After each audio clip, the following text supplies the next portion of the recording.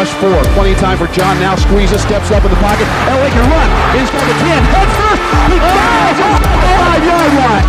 Manning out of the gun. Manning lets it fly. It's caught by Thomas. There's the record for Peyton Manning. Rushing 4, ball comes out of the hands of Newton. It's on the ground and still on the ground. Picked up by T.J. Ward at the 4-yard line. Here we go. First snap of the overtime. The Broncos have been in 3 overtime games this year. They won them all.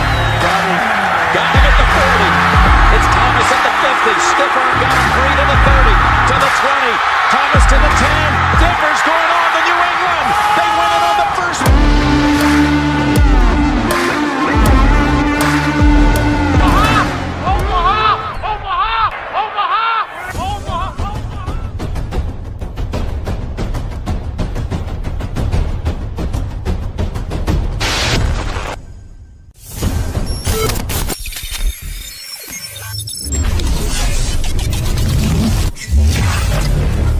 Nothing wrong with Orange and Blue Podcast. What is up, NRW crew? How you doing, MHRT fam? And it's good to see you, Broncos country, and welcome to the Nothing Rhymes with Orange and Blue Podcast. I'm your host, Johnny Bakke, and beside me tonight is my friend, Bronco Bill from Broncos Breakdown, another one of our awesome members of MHRT Network. Glad to be here. Glad to be here. Just I'm honored. I'm glad to be here, and I got that call, and let's roll, man. Let's ride. Let's ride, baby. Let's ride. Oh man, I'm so excited. How has your week been, Bill? Good. Been really good. Had some friends come in from Colorado and went out and played some golf on Tuesday, and they headed back without me, which kind of pissed me off. But hey, it is what it is. I'm stuck in California. They returned home, and you just dreamed of it. Exactly. Yeah. Exactly. It's been a beautiful week here. Not as much rain as there has been here in Tennessee. It's beautiful outside, and I'm just loving that warm weather. I am unashamed to admit that I've totally broken out my dad's shorts. Whoa. The gray cargo shorts. That's right. I am unashamed, and I am comfortable. And the temperature is above 30 degrees, correct? Yeah, darn right. It is. It's nice. It's beautiful outside. I've mowed the yard this week, which is a great experience for me. I love mowing the yard. It's cathartic. It's like, I don't know. I have no problems when I'm mowing the yard. It's, you know what I mean? So, hey, it's relaxing. As I said, everybody, welcome once again to the Nothing Rhymes with Orange and Blue podcast on draft night 2022. Man, this is exciting. We are a fan-led, Broncos-based podcast that goes live every Thursday at 7654 on Facebook, YouTube, Twitter, and Twitch on the MHRT Network. Please, if you like what you see, if you like what you hear, like this video, hit the thumbs up, subscribe to the channel, and share it out there. Help us build up the family, everybody. Ring that notification bell so you know the moment we go live and you don't miss out on any of our awesome content. We have several other shows on the Mile High Roundtable. You don't want to miss them. The 5280 podcast goes live 7654 every Tuesday on Facebook, YouTube, Twitter, and Twitch. Our new AFC West Roundtable show, Wild Wild West, featuring representation from all 4 divisional rivals, it's been very fun, guys. I've had a lot of fun watching this thing. That goes live every Wednesday at 7:30, 6:30, 5:30, and 4:30, same locations. Last but certainly not least, our buddy over here, Bronco Bill, has Broncos Breakdown that drops every Friday night, 7654 on the same streaming locations. Also, do not forget that you can catch every one of our podcasts in audio form wherever you find your favorite podcasts, be it Apple, Google, Spotify. It doesn't matter, guys. Check them out. You will not be sorry that you did. Also, before we go there, I'd like to also go over our merch store, which is brand new and really exciting. So as you see here, we now have the MHRT Mile High Roundtable official merch store. We have products for every podcast currently on the network. The 5280 podcast. We have things for Broncos Breakdown with Bronco Bill, Wild Wild West. Go down here to Discover Designs. You can find our MHRT whole logo, and the Nothing Rhymes Orange and Blue podcast featuring myself and Isaiah. If there's no logos you like right now or designs you like, guys, never fear. I don't know when, but eventually there will be multiple designs for everything. And there are t-shirts, hoodies, water bottles. Basically, if you can imagine it, there's probably something there that you can get. All right. Now, Bill, It is draft night. Yes, it is. But I mean, unfortunately, we don't have a first round, but we have a first round quarterback. So I say there's nothing unfortunate about it. As you see, that's true. I am rocking my Russell Wilson jersey in honor of the fact that with their first and second pick of the 2022 NFL draft, the Denver Broncos select quarterback Seattle Seahawks, Russell Wilson. Exactly. Look, there is nothing unfortunate about not having a pick in the first round because we have the quarterback of our future. Absolutely. Absolutely. Yeah, and like right now, our buddy from over at Orange Weekly, Kevin Dino says, F them picks. And we could not agree more. Hey, Broncos country, here's to you on draft night. This is the start of the season for us, right? You got that right. This is exciting. So looking ahead, we got Avatar in the house says, what's up, Broncos country? Let's ride. In Peyton we trust. His pick for the title of our show today was who was the Broncos' best draft pick of all time. He said his is Floyd Little or Dick Butkus, even though he was also drafted by the Bears in the NFL as well. Mm-hmm. Now, fun fact, I actually had that on my list and I was going to talk about it. Until today, I did not know that the Broncos selected Dick Butkus. I didn't either.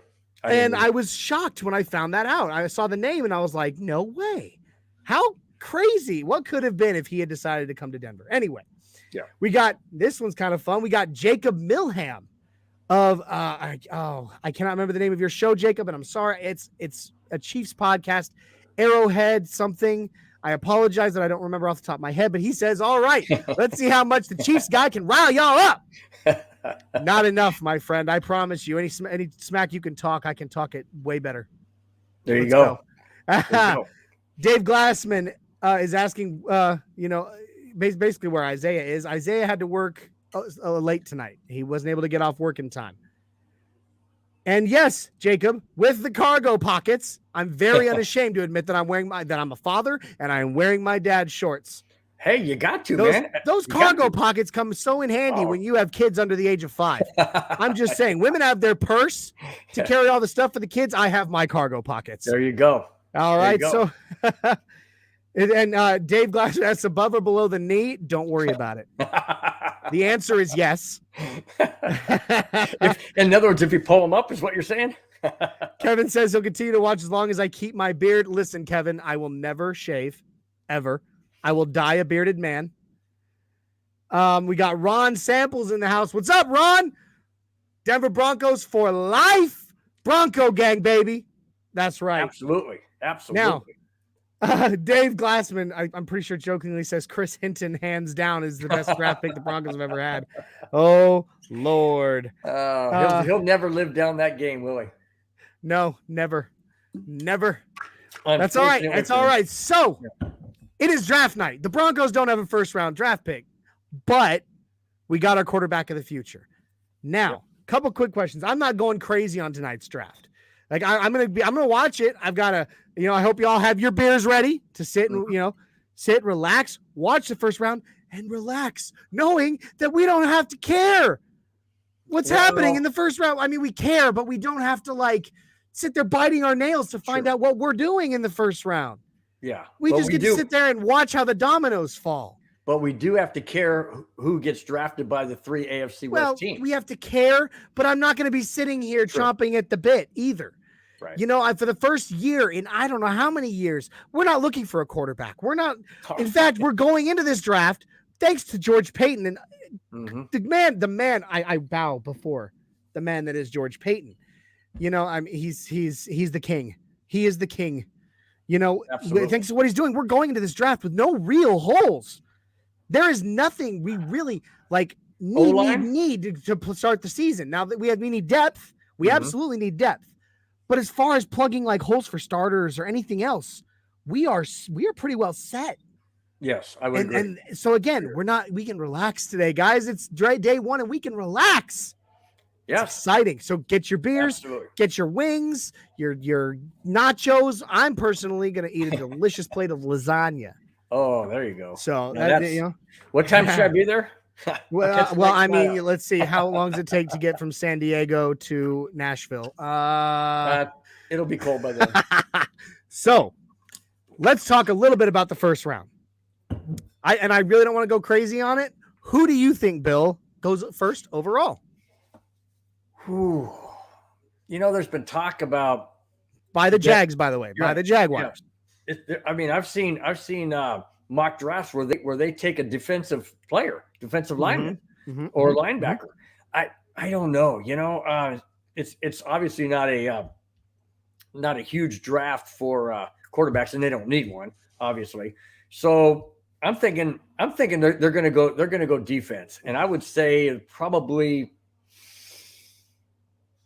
from what I've heard, I would say it's going to be a lineman. They need a pass rush that they don't have, and they also need offensive line too. I mean, they didn't have any help in that blind side. They're just they're desperate on that side. I mean, they have a lot of holes to fill, but right. I would say defensive line. Yeah, I do too. Now, I mean, obviously it's gone on for months and months talking about Aiden Hutchinson, the defensive end out of Michigan, going first overall. But over the last couple of weeks, it's kind of trailed on to Trayvon Walker, the defensive end for the Georgia Bulldogs. Talking about either one going first overall. It's very interesting. So I'm interested to see.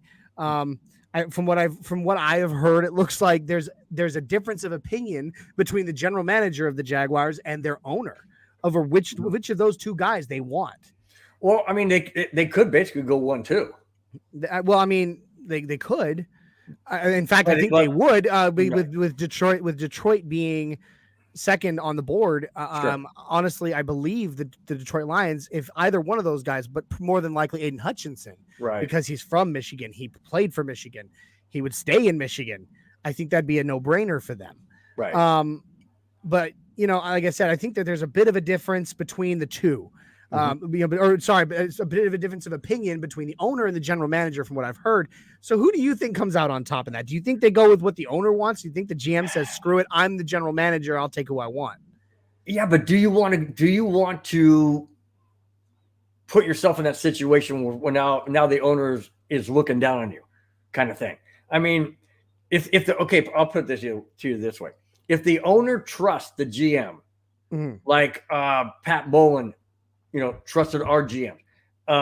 If that's the case, then yes, you've got to go with what the GM wants, because he sees, he talks to the coaches and he gets their input. Right. If it's a Jerry Jones, it's the owner. You see what I'm saying? So that's right. I mean, I don't know what side of the fence the owner's leaning on, whether he wants total control or trust the GM. But in this case, I don't know. I'd have to say if it's a Jerry Jones type of owner, then he's going to win out. Sure. It's good to see a few more people in the chat. Richie Rich, our MHRT brother from the Wild Wild West. Oh, he asked if Tom Brady's been near my Broncos football, and if so, it's likely soft and will need air. It does need air, and I think, and I do totally believe that one night Tom Brady snuck in my man cave and did this. Shadow Jacker in the house. It's good to see you, Shadow. My cousin Jay Weaver says, "Sup, guys? What's up?" One of my battle buddies from my Army days, Billy Timmons, says, "Good evening, gentlemen. It's been a while, Timmons. It's good to see you, buddy." And Shadow, she gives a shout out to my cousin as well. Dreamweaver. Anyway, that was fun. I had to. Hey, you rocked it, man. What can I say? Well, yeah, I love to sing. I'm a good singer. So anyway, all right. So that we've talked about that first overall pick. I don't want to really go that much further in the first round. I don't. Now let's talk about the Broncos, because hey, this is a Broncos podcast, and if anybody in this chat, if anybody watching right now didn't know this is a Broncos podcast, you obviously aren't paying attention. So Don't. Nugget says Tom Brady did what to my man cave? Don't worry about it. Yeah. Let's put it this way: if I'd known he was here, there might not have been. He might not have Made it out. Made it out. You know, he might not have seen coming out of retirement. So, 80s hairband there, Johnny. Nice work. That's right. That's right. So let's talk Broncos. Let's talk the Broncos. A big shout out to the Let's Talk Broncos podcast with one of our MHRT family, Bree, along with Zach Seegers and Joey Richards, who are in Vegas right now for the draft. Wow. Lucky them. them. I'm jealous of them. Bree, from all of us here with your MHRT family, we are all jealous, but enjoy yourself. Have fun. Stay safe. I can't wait to see pictures. Can't wait to see pictures. Are you sure? Yeah, I'm very sure.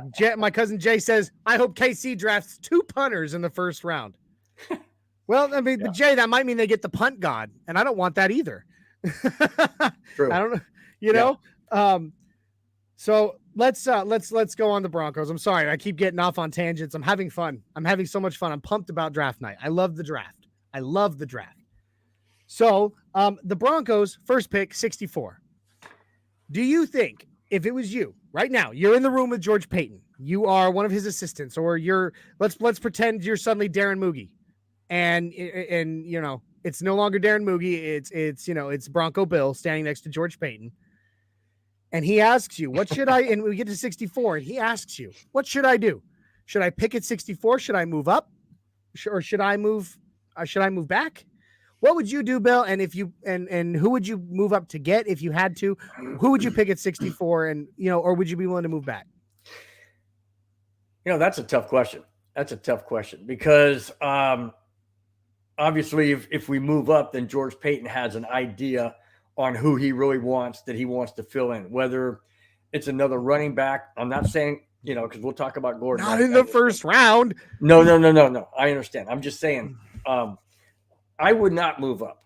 I would move back, and the reason why is because there's no one really out there that's going to fall, deep into the second from the first that we really need.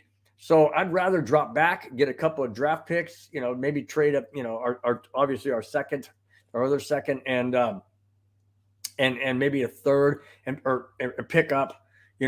Another third or fourth, that kind of thing. So I'm willing to trade back because, like you said earlier, Johnny, we're set. We're pretty much set. And basically all we really needed was a couple of key pieces that George Payton went out and got, a Russell Wilson. Okay, let's say you stay put at 64. Is there a player you're absolutely in love with at 64? No. Okay. No, not at all. See, I disagree slightly, and I'm not reading your comment, McNuggets, because then people will think I just stole yours. For me, it would be the center out of Nebraska, Cam Jurgens. I've been, a few weeks ago when Isaiah and I did mock drafts and stuff, I was all about the right tackle position. Right. But the more and more I've been listening to other people talk about it, and the more and more I've been really deep diving on our current roster and our needs that we might not necessarily need to fill, but change places where there might need to be change. I think we need to upgrade the center position most of all. I think that our current right tackles, there's going to be a good competition between them, and I think that they'll be able to hold their own. So you would take him at 64. I would take him at 64. Okay. Mm-hmm. Okay. He's rated. I think he's rated in the top 75. So I mean, you might be getting him a little early, but if it means you get a player that can upgrade your team, that can upgrade your team right now, I would go for it. Do you think he'd be the starting center come opening day? He could be. He's very good. The more and more tape I watch, he's quick. He's quick on the snap, quick off the ball. To get up and get his block. He gets locked in. He has got a mammoth low path. Yeah. That guy anchors. Oh, he can center. anchor. He's center. But you see someone like our current starting center in Lloyd Cushenberry. He gets bullied. Yeah. I mean, that was the weakest point. You look at it, look at all the tape, the stats. That was our weakest point on the O-line last season. I think he was rated I think he was the 32nd rated starting center last season. he gave up the most pressures. So he gets bullied. He gets pushed back. I think someone with a stout lower, like the guy's got a mammoth lower body. His legs are huge, so strong. He can anchor. And I think, like I said, he's quick. He's quick on the snap, and he's quick to get his hands into the block. And he can move. So now, do you think Cushenberry maybe have had bad coaching? We have all new coaching. It's possible, but I mean, I think I don't know. I think ultimately he's had 2 years now as the starting center to prove it. 2 years. Yeah, with the same coaches though. Same coaches maybe, but the fact is it hasn't. Yeah. I've not seen enough from him. I've not seen enough good from him at this point to say, yeah, you're the incumbent starter and we're going to keep it that way. Yeah, I agree. It's an unfortunate part of the business. Even if you could blame bad coaching, ultimately we haven't seen enough good from him to be able to say, okay. So that's where I'm at. That's where I'm at with that. That's fair. I'll go with that. So, all right. So that's what I would do. I like him. He's the second rated center in the draft. I think Linderbaum is the only one up higher than him at that position in this draft. It would be great. It'd be great. Mundungus says Cush is not a good fit. The outside zone blocking scheme. Juergens comes from a Nebraska system that runs many variations of the outside zone blocking scheme. So he'd be pretty ready. Rich is making fun of me, saying that I obviously like thick lower bodies. You're very right. That's why I love you so much, Rich. Shadow says we're going O-line with the 64 pick. We got the future in the backfield, and we must protect the future. Save the QB, save the world. Love the Heroes reference, Shadow. Love it. Oh my God, that show back in college. I think I went like 3-4 days binging Heroes where I didn't sleep and failed a test or two because of that show. And then of course you hit season 3 and season 4, and I was like, oh God, what happened? Anyway, moving on. All right, so we've talked about the 64th pick, and that's our first. Today, I want to do. I would love to plug into the Matrix with you. Okay. And then after we unplug, we're going to discuss who the top drafted players in Broncos history. If that sounds good to you, my friend. Sounds great. All Let's right. So why don't we get ready to plug into the Matrix?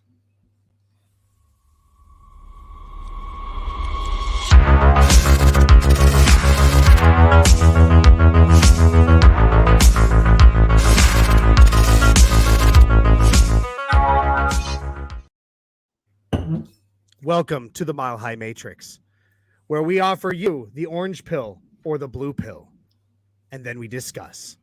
All right, guys. Hey, so Bill. Yes. Mile High Matrix for today from you, my friend. Okay. Please start us off. All right. Orange and blue pill. Here it is. Would you rather take the orange pill and have the Denver Broncos open up against the Rams in SoFi Stadium Thursday night to kick off the 2022 season, or the blue pill and take the Kansas City Chiefs hopefully in week 2 at home? What do you choose? Whew. Okay. Hey, guys, make sure you let us know in the comments which one you would take. But me, I'm going orange pill. I'm taking the Rams season opener in LA. And there's 3 reasons for it. All right. 1, I think it'd be super awesome for the Broncos to walk into Los Angeles with Russell Wilson at the helm and whip the snot out of the reigning Super Bowl champs. I think that'd be so fun. It'd be so cool. And it would be a statement. It'd be a statement like, hey, y'all. Like, not only would having that season opener against the Super Bowl champs be a primetime event and reestablish the relevancy, even though we already know the Broncos have returned to relevancy just by getting Russell Wilson, that would show we are now relevant again. And beating them would be a statement of saying, hey, we are back. Yep. Get ready, NFL. The next reason is that personally, I think, it always takes a little time for a new team, especially under a new scheme, to really, or, a team with a new scheme to really lock in on it. Mm-hmm. Now, I am so sick and freaking tired of this loss slide to the Kansas City Chiefs. Yep. I would prefer to start out the season against somebody else, lose to them maybe, but use that as we build and get locked into the system. And then when we finally get to the Chiefs, we're more ready for them and we can finally end this slide. Okay. There's that. So yeah, that's my reasons really. And again, it would be us in the season opener to start the whole year.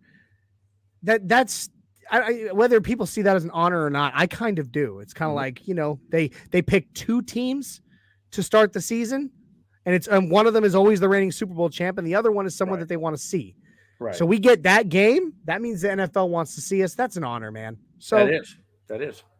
So, what about you? I'm going blue pill, and I'll tell you why. I mean, I totally respect what you said. I can totally agree with all your points. I see what the angle that you're taking. I totally get it. My thing is this: we have lost to the Chiefs more than I can even stomach, and I know we have a Chief person watching, but I mean more than I can stomach, and that has a lot to do with us in regards to who we had at quarterback and such, and coaching. Yes. I would love to have a Russell Wilson statement against the Kansas City Chiefs and Patrick Mahomes and stare him down in the face and say, buddy, I'm here.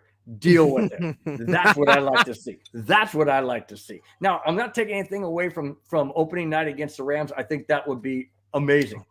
But if I had to choose, it's going to be 1 and 1A. And the one is I want to knock the Chiefs down from at the knees. Just cut them down at the knees. Conversely, let me ask you. Yes. If we go into that, against the Chiefs and we lose again, how much is that going to suck? Because there's going to be so much hope and so much expectation on that. How much is that going to suck for you? I'm just asking. Like that's All right, I'm done. I know, right? Yeah, no, you can leave now. Thank you for playing. You're out. Oh, that one hurt. That one hurt. That one hurt, man. It would hurt. That's why I'm saying, like, if we lose to the reigning Super Bowl champs, it sucks. But it's not a team that we've lost 14 in a row to. Right, but then we have to pull ourselves up from the bootstraps and then face the Chiefs after losing. I don't know, man. That's I see. And my cousin Jay agrees. It will happen, just not in the beginning. Yeah. So there's that. Denver Gator comes in. I'm just here so I don't get fined. Who are we taking tomorrow? Sorry, so late. Gator, Bill just said he thinks it's going to be a defensive lineman. I said, or no, who did you say for 64? You said an offensive lineman, didn't you? I said if they should be offensive, yes. Okay. I said I believe they would go with Cam Jurgens, the center from Nebraska at 64. That's who I would pick to upgrade our center position, which is in my opinion, our glaring need that is so overlooked right now. So, going back, we've got multiple people agreeing with me or agreeing with you. Avatar says he would like to see us go against the Chiefs. So did my cousin Jay. Ronnie Samples says orange pill, so he's with me. And Shadow Jacker also agrees with me. Let's go whip the snot out of the Super Bowl champions. Well, I think a lot of it too, Johnny, has to do with the fact when people are saying blue pill, and that's one of the reasons why I chose the blue pill, is simply because it's against the Chiefs. It's an AFC West division, and we've lost to them more than I can stomach. So I think that's one. Yeah. There you go. Yeah. All right. So, all right. Now, are you ready for my selections? Here we go. Boom. Orange pill. George Payton trades up for in the with his pick 64. He uses some other draft capital to trade up to get a more premier player on either on day 2. I don't think there's any chance we're getting on day 1. We'd have to give way too much. Yeah.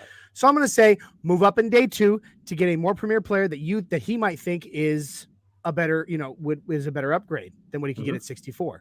Or blue pill, he trades back and stockpiles a few picks for this year and next year, because next year the draft for the Broncos is going to be light. So which would you do? Would you trade up or trade back? Well, I think this is along the same lines of what you mentioned earlier in the show, that at 64, who would I take, that kind of thing. And I said, I'd drop back. I say I would take the blue pill and drop back. And the reason being is again, what you mentioned earlier, is we are set right here. We're set. We have a couple of pieces in the puzzle that we do need to address, but just to upgrade, really. Just to upgrade, absolutely. So I would take the blue pill, drop back, stockpile your draft, even though it might be light next year. You can use that for motivation for trade if you need to. Absolutely. So, yeah, I would definitely take the blue pill. And I agree. But here, the reason I'm going to give my reason for agreeing is what I said at the very end of my choices. I agree because, like I said, 2023 draft, we are light on picks already. So by moving back, getting more dart throws for the 2023 draft, we set ourselves up. We have 9 picks this year, guys. George Payton won big time. He won the best draft of the year with 10 picks. We've got 9 right now. Yeah. Trade back. If we give up 1 just to get 2023 picks, we still have 8. But I don't think he'd walk away without at least 1, the pick for this year, obviously. He'd still have a pick for this year and get maybe 2 picks in the middle rounds for next year. I don't see a problem with it. Nope. That gives us more dart throws next year. So I say blue pill as well.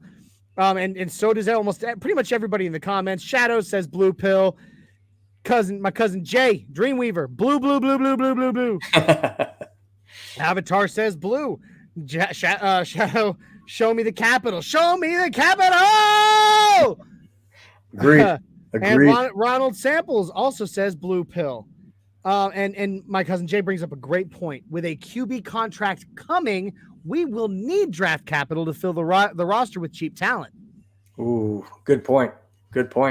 Also, I want to go back real quick before we unplug from the Matrix. I want to read this comment by Mundungus that is in reference to your Mile High Matrix choices. Okay. Mundungus says he thinks that the opposite will happen to what I said. Last year, it took Kansas City a minute to figure everything out. And with Hill being gone, the best chance to beat the Chiefs is at the beginning of the season before they start to figure stuff out. Well, and that's a point I hadn't really thought. I overlooked there. So that's a good point, Mundungus. Well said. Well done. All right, Bill. I think it's time. What? Okay. Another one, blue pill for moving back. Mundungus says, what was the orange pill again? It would be to trade up for a more premier player. Mundungus. So there you go. It seems that everybody would be more willing to trade back and garner more capital. And I like that. I like that a lot. I agree completely. And I think that's a nearly unanimous decision. Actually, no. Looking at it now, it is literally unanimous. Everybody who has commented has said, move back. Get more capital. I love it. And if he does it, I will not be upset. I won't either. Absolutely. No. I honestly would probably be upset if he did move up. Yeah. Unless we got a stud, but then, that's I like this. Russ already owns Patrick Mahomes. There you go. I just want to hear Russell Wilson mic'd up ask Patrick Mahomes, who's your daddy? Like, you almost got me on that, man. You almost got me on I know. All right, guys, we're going to go ahead and unplug from the Matrix real quick. We'll be right back in the real world.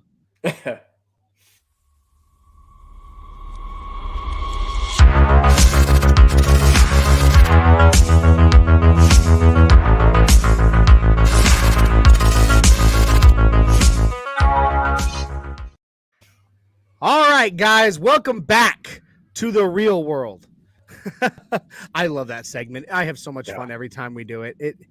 It's unique. It's something nobody else does, and I truly enjoy it. So now, the meat and potatoes of our show, I want to discuss real quick before we get into talking about Broncos' previous historical draft picks. I want to talk about something that happened this week that I'm very excited about. Melvin Gordon is returning to the Denver Broncos for 1 year. But you know what? 1 year or not, I'm so excited to see Melvin Gordon in our backfield again. Absolutely. Look, I don't know if you agree, Bill. The he's had a few fumbles, and there's so many times that people are just like, so they're so low on him for I get it, certain key moments. Yes, it's happened, but he literally only had one more fumble than Javonte Williams did last season. Right. Literally only one more. So why are we still talking about that? And at the same time, that one that happened in the final game against Kansas City and Denver, I was at that game. I had a lot of fun with it. And let's be honest, there was no way he was coming away with the ball in that.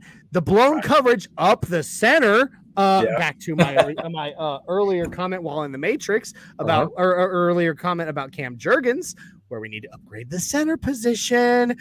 The blown coverage in the center, that defensive player, I don't remember who it was. It might have been Frank Clark. I don't remember who it was, but he came up the middle and literally grabbed the ball. Yeah. It was almost a handoff from Drew Lock to him. Yeah. You cannot even blame that one on Melvin Gordon, really. Right. Any quarterback, even Russell Wilson, would have had that ball taken away if that coverage is blown the way that it was. So I am super excited because he gets you positive yardage. You know, Javonte Williams, Pookie, love him. So excited that he's our running back. I love him.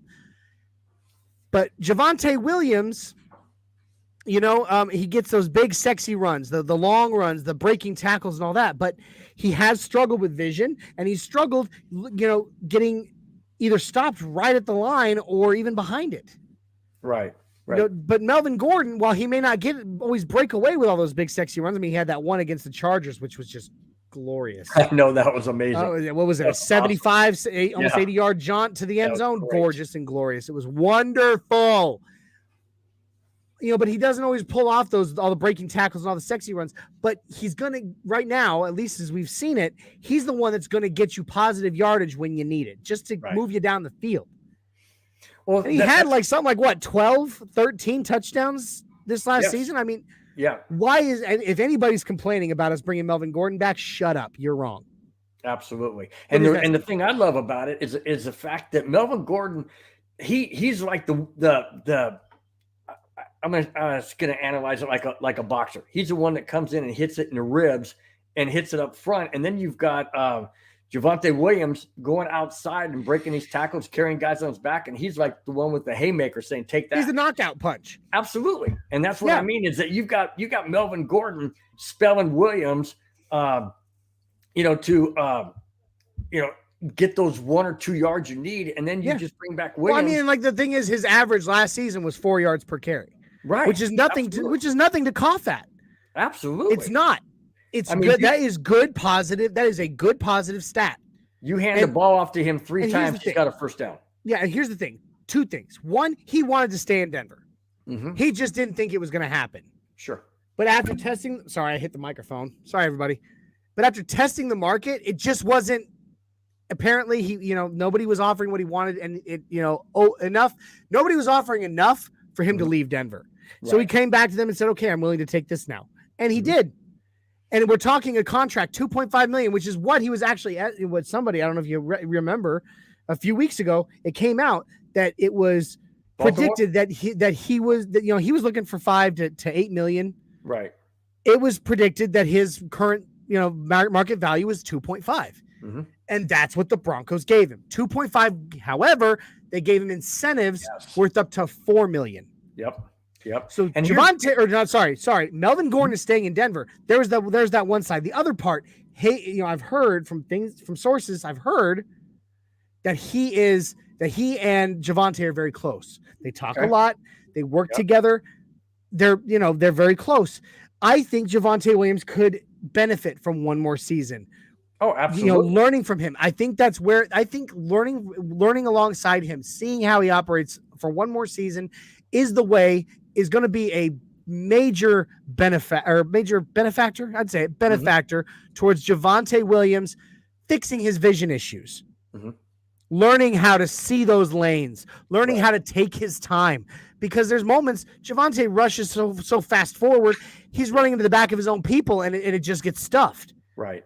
Right. But you watch Melvin Gordon, he's a patient man. He sits back there. It's a slow move towards the line. And as soon as he sees that opening, that's when he charges like a bull through that opening. And Javonte Williams can learn how to do that. He will be unstoppable. And Gordon has great hands. I mean, if they want to, if Hackett wants to, he can put both in the backfield in some kind of a package, and then fake the handoff and throw a little swing pass to Gordon or to Williams. Either one. Both of them have good catching hands. Absolutely. Our pass game right now, oh my gosh! With our wide receivers, our tight end, our starting tight end, and Alberto, which a lot of people aren't high on it. I'm very excited about Alberto being the starter. Yep. And two premier running backs that can both catch passes. Woo!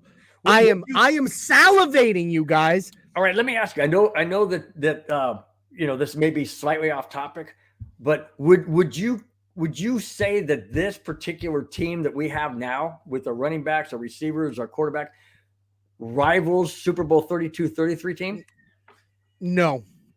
I would say it's on par with them. Maybe. I'm hoping. On paper, it's on par to me. Although, Super Bowl 32, which we'll get into some guys from that soon. Super Bowl 32, such historic men on that roster, Super Bowl 32 and 33. I don't know if anything yet has come along to even really compare, at least on the Broncos, to those rosters. It's John Elway, Terrell Davis, Shannon Sharp, Rod Smith. They all should be in the Hall of Fame. Neil Smith. I mean, the fact that Rod Smith is my favorite player in Broncos history, by the way, is not in the Hall of Fame, to me is a sin. Absolutely. The point is that roster right there. That is such that roster. It's just so prolific. I think that this team has the potential to eclipse some things. I don't know since we don't know what we don't know. Right. True. Right now on paper, this team looks stacked. This team looks ready to make this league its footstool. You know what I mean? It's footstool. But again, right now, especially with a new scheme, with a new coaching staff, that's just on paper. Yeah. We have yet to see enough to say yes. This team. But that's how excited. That's how excited I am about this season, this team. Of what we can be. But bringing Melvin back to me. It keeps our team at a status quo. I wouldn't call it, I can't say upgrade because he was already here. Right. But it keeps the status quo. We're right where we are with that. And we had a dominant 1-2 punch run game last season that both of them, they were literally splitting reps. I think Javonte gets a little bit more this year than Melvin does. I really do, because they're trying to groom him to be that number one. Right. But like the point that I made, they were almost neck and neck the whole season in terms of carries. Well, they both had in over yardage. Yards. Both of them had almost 1,000. They were so close to both breaking 1,000. It was incredible, and they could do it this season with a quarterback like Russell Wilson. Well, with coaching in a scheme that like someone like Nathaniel Hackett. Well, I love it. You've got to account for Russell Wilson running too. So that basically you have three people in the our run game, our passing game, our run game. This offense is ready to literally say, "Hey, NFL, here's what you thought. Here's what it is. We are the business. Yep. And you were wrong." I can't wait. And I can't wait. I cannot wait to be able to look at people. No offense, Jacob. I don't know if you're still watching that, but look at people like Jacob Milham and say, "Ha! You were so wrong." All right, so hey, we see this. We got a Shadow Jacker up here saying Flash and Smash are back. I love that. Flash and Smash. Yeah. That's awesome. I haven't heard that before. And if it's great. already been out there, that's fantastic. Flash and Smash. Love it. Avatar says he's so happy to have Melvin back. My cousin says he'd rather have Phil. Look, cuz I love you. You're like a brother more than a cousin to me, and I hate to tell you this, great hometown story. I love Philip Lindsay. I have his jersey up on my wall right above me, but I think him parting ways with the Broncos was the best thing for the organization, and it remains so to me. Well, let me comment on that real quick. Hit him over and over and over and over and over again. The Philip Lindsay, I was kind of leaning towards Philip Lindsay too, and then I started looking at the running style between Lindsay and Williams. They're basically the same. They both hit and go, but you need a pounder like Gordon, and you need a leadership like Gordon. Philip Lindsay was just so fast. Yeah. He wasn't really a pounder because he was small. Not at all. He wasn't a big guy. He was really, in terms of an NFL player, not even just running back, player in general, he was tiny. Yeah. But he was so quick, people couldn't get hands on him. See, Javonte Williams isn't that. Right. People get hands on him. The problem is they can't bring him down. He backpacks them down the field, for crying out loud. So again, I think it's again an apples and oranges comparison, but I think Javonte is who I would prefer to have over Phil. Yeah. So, but we have people. Long live Lindsay, number 30. Again, sorry. There we go. Shadow. Long live Lindsay, number 30. I love Phil.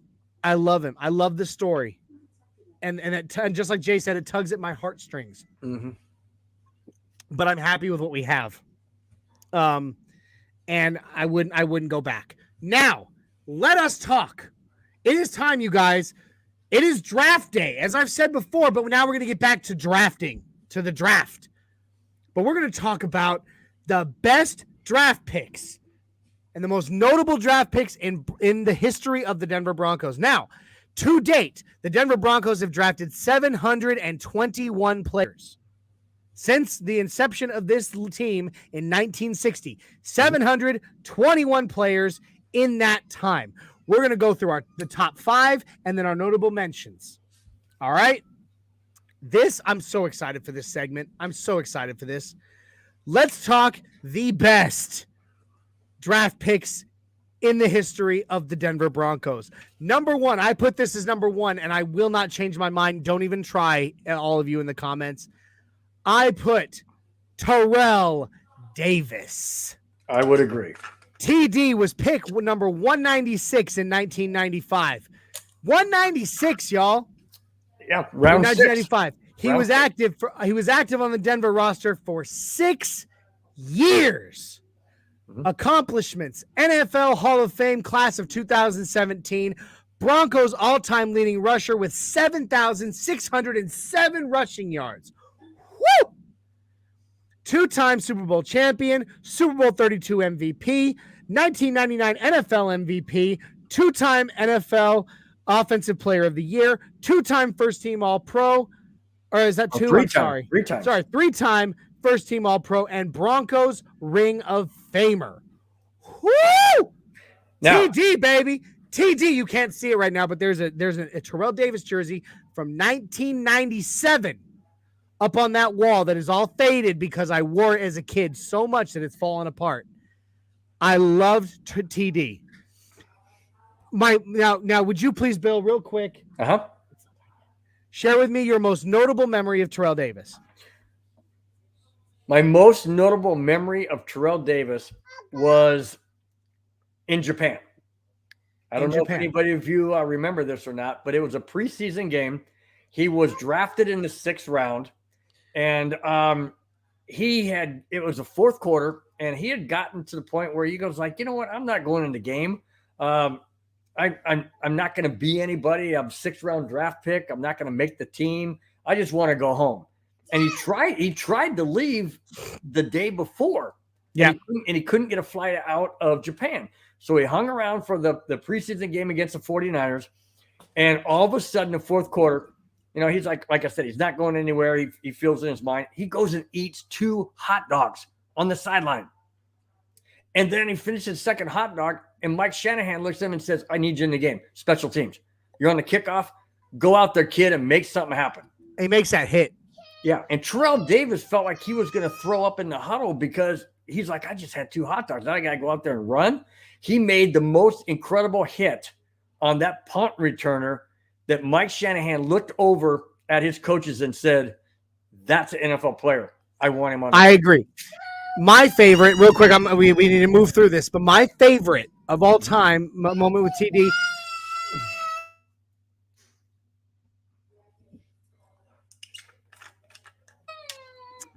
My favorite NFL moment with Terrell Davis. Okay. Super Bowl. I don't know if you can hear me. I'm sorry. One of my children is screaming in the background. No, we got it. We got it. My favorite moment, Terrell Davis. So Shadow Jacker says, "Hey, Lil Baki." Yeah, he's my middle child, and sometimes he acts like it. I love him. All right. Super Bowl 32 takes a kick in the head before halftime. Yep. And has a migraine that blinds him. Cannot see. He literally says to Mike Shanahan on the sidelines, I can't see. I can't see. But Mike Shanahan knows that he is still a weapon that he can use. And he still goes in that game. Now, granted, this would absolutely not be allowed today. Sure, absolutely. He'd be in concussion protocol and blah, blah, blah, blah. But he goes back into that game and blind runs 2 plays. Granted, he does not touch the ball during those 2 plays, but they fake it. It is perfect. 2 perfect play action passes where they fake it to Terrell Davis. The Green Bay Packers bite on both, and the Broncos move the ball down the field in beautiful fashion.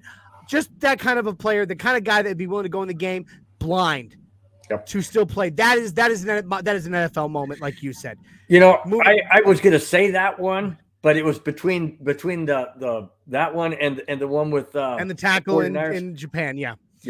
So all right, here we go. Next guy to grace our list, Shannon Sharp, number 2 of the most prolific Broncos players ever drafted.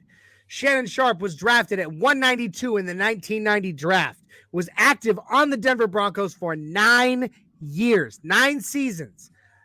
Accomplishments, he is in the NFL Hall of Fame class of 2009, 3-time first-team All-Pro, 3-time Super Bowl champion, 2 of those with Denver, 8-time Pro Bowler, and a Broncos Ring of Famer. And now he's a very, very well-known personality, sports personality, with his show Undisputed.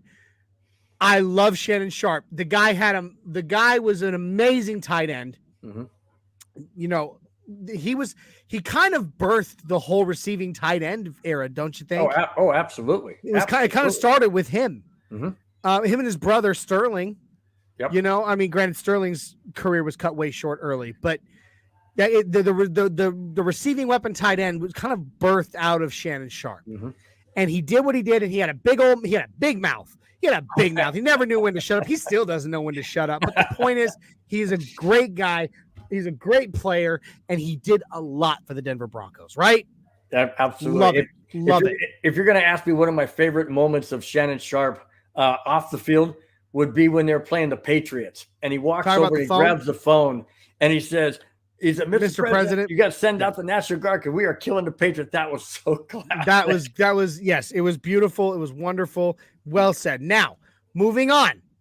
Number 3 on our list of the best Denver Broncos ever drafted by the Broncos, Steve Atwater. Yep. Pick number 20 in the 1989. This is going to make you feel old, Bill, the year I was born. Pick number 20, the year I was born, 1989. Active 9 seasons for the Denver Broncos. He's an NFL Hall of Famer, class of 2020, 2-time Super Bowl champion, 2-time first-team All-Pro, 8-time Pro Bowler, and a Broncos Ring of Famer. He's also an awesome on-air personality with KOA Radio and the Denver Broncos. Love Steve Atwater, one of the nicest guys in the world. But man, could he hit like a cruise missile. Christian Okoye. That's all you need to say. Yep. The hit. When the NFL names a play, gives a name to a play, you have the catch. You have the catch with Jerry Rice and Joe Montana.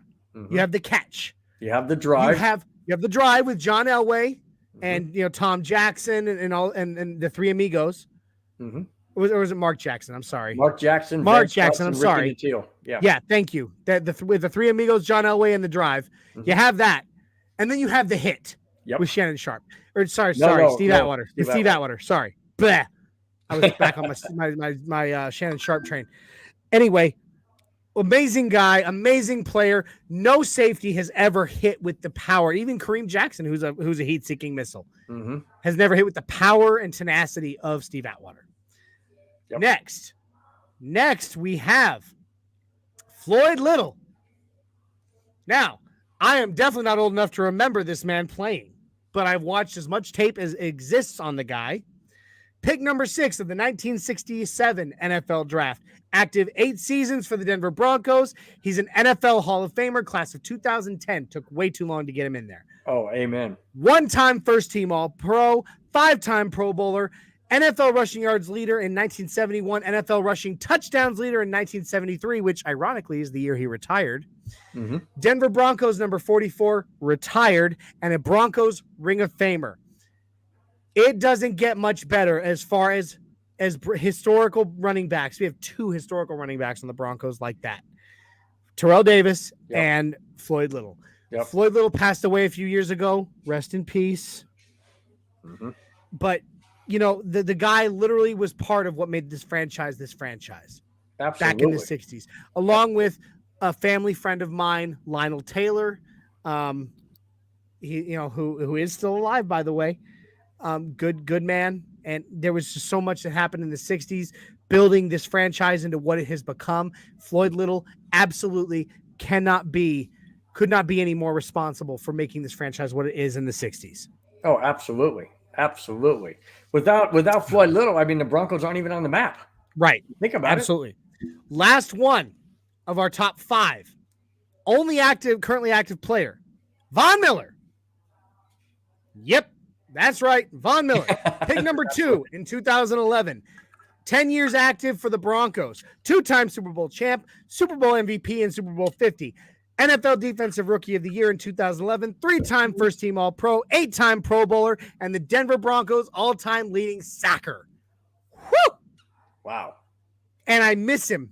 I do miss him. Yep. I wish him the best as he starts his career in Buffalo. Let me ask you a question, Johnny. Yeah. Von Miller, do you feel he's a first ballot Hall of Famer just based on what he's done in his short career? And without question. Without question. Absolutely. I think it'll be like a record like Peyton Manning was. I think it took 13 seconds for the committee to name Peyton Manning.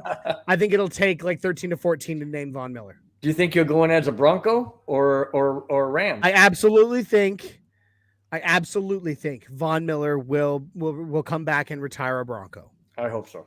It's where his heart is. Yeah. I've heard people say, yes, he keeps saying all these things about the Rams and now he's saying about the Bills. He's a prisoner of the moment. He always has been. But I truly believe his heart lies in Denver. Yeah, I would agree. I would absolutely agree. And I would honestly be shocked if he retired anywhere else. Well, guys, I had honorable mentions for this, but we are running dangerously short on time, and I'm very sorry. It is time. It's actually 5 minutes past the start of the draft, so we need to go ahead and get out of here so y'all can go relax, eat your food, and not worry about what the Broncos are doing in the first round. Right? Absolutely. Sitting back like we are. Thank you for everybody who joined us in the chat. Thank you for everybody watching at home, before and after the fact. Thank you for joining us today on the Nothing Rhymes with Orange and Blue podcast on MHRT Network. It would not be what it is without all of you, and we are truly thankful for you all. Please remember to join us again every Thursday evening, 7654 on Facebook, YouTube, Twitter, and Twitch. Don't miss our other shows, 5280 on Tuesdays, Wild Wild West on Wednesdays, and Broncos Breakdown on Fridays. Don't forget, if you prefer listening to our audio podcast during your commute or while around the house, you can find the audio version of each podcast everywhere where you find your favorite podcasts. We will be back with you next Thursday for even more Broncos talk and a lot of fun banter, because that's what we do on Nothing Rhymes with Orange and Blue. Would you please join me, Bill, for a mile high five? Absolutely. A draft night, mile high five. Let's do it. Here we go, everybody. Get those arms out. Mile high five. Woo! You got this. Thank you, Broncos country. Thank you, MHRT fam, and thank you, NRW crew. And we are out of here. Let's rock. Go out.